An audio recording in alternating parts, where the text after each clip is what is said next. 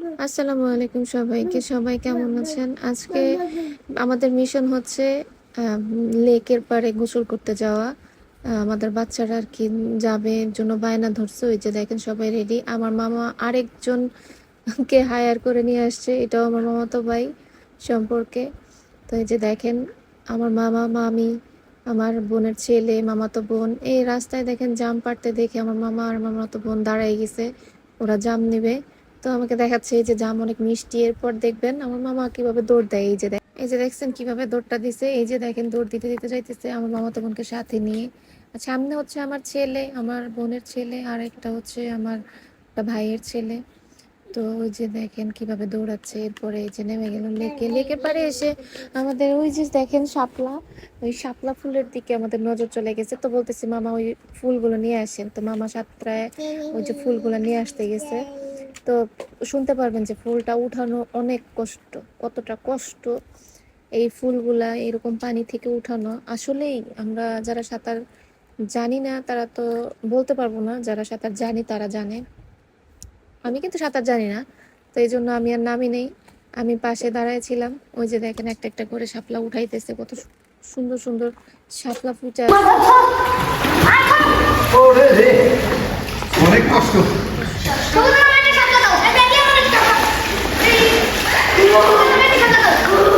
আমাদের কাছে দিছে, আমরা তো সেই খুশি। আমরা বলছি যে শাপলা দিয়ে একটা রেসিপি করা হবে চিংড়ি মাছ সাথে দিয়ে। তো এটাও আপনারা দেখতে পারবেন, আমি এটাও ছাড়বো কম পরে।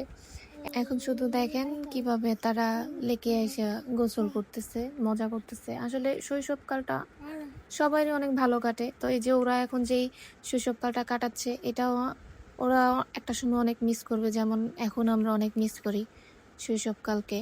তো এই যে দেখেন আমার মামা আবার চলে গেছে শাপলা উঠাইতে। আমরা শাপলার লোভে পড়ে গেছি আমরা, এই জন্য আবার চলে গেছে শাপলা উঠাইতে। যে দেখেন এখানে কতগুলো শাপলা, এরপর আবার গেছে শাপলা নিয়ে আসতে।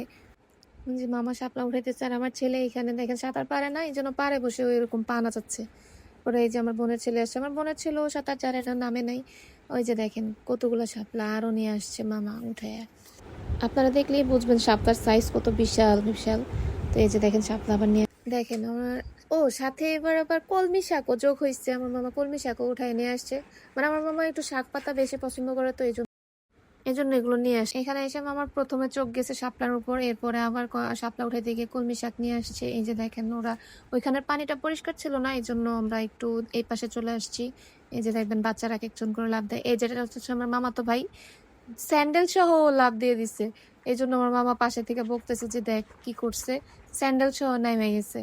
এত বোকা এই ছেলে। ওই যে দেখেন আরেকজন লাভ দিছে বলে আমার মামাতো ভাই মাথার মধ্যে চুবা দেওয়ার জন্য ধরছে।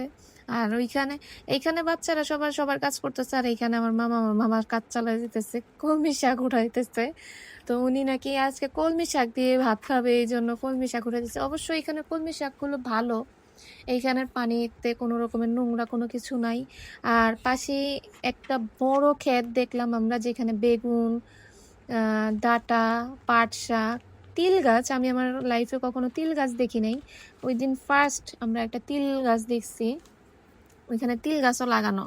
তো এই যে দেখেন আমার মামি বেগুন ধরতেছে, পরে বলতেছে যে তাইলে একটা ছিঁড়েই নেই। তো ওই যে টাস করে উনি একটা ছিঁড়ে ফেলছে, আরও একটা ছিঁড়বে।